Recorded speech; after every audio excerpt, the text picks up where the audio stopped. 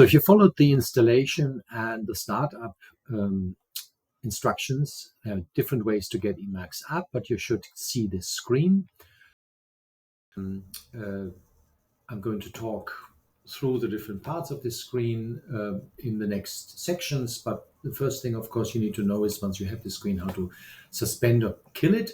There's really 3 different ways to do this. The easiest way, of course, is to simply close the window itself. Then the window would disappear. The second possibility is this key sequence Control-X, Control-C. I've explained this here, what this means. You type Control-X at the same time, followed, then you lift your hands and you type the command Control-C after it. And I'm going to go over to this screen here. My cursor is now in this screen, and I'm going to type Control-X.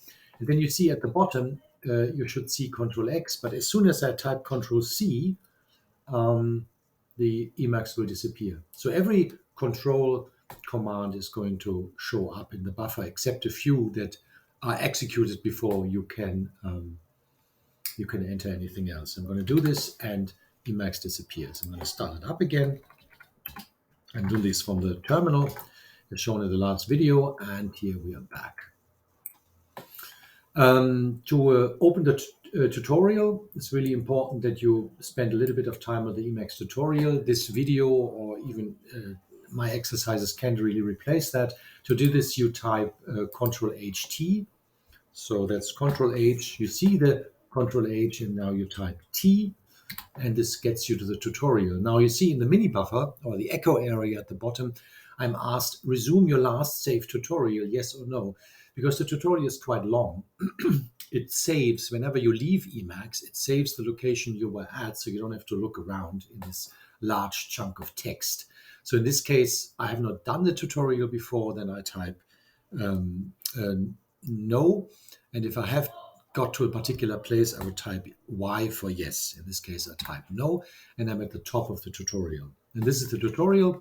It's really just a chunk of text. And the idea here is that you do what the text says, and you ultimately in time get to the end of the tutorial, which is down here after 18 pages, or as you can see down here, 1,151 lines. So it's quite substantial.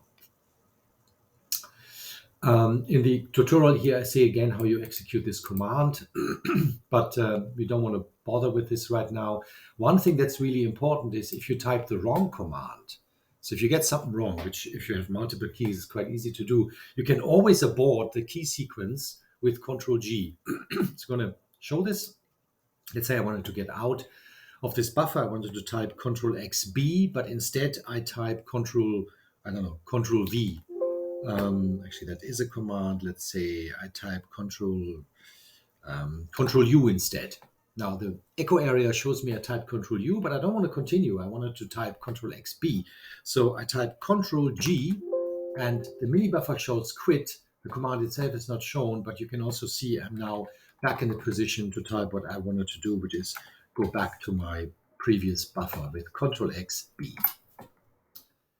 And that should be enough for now. In the next section, we're going to read a file into Emacs, which is important because that's the way we get the configuration file going.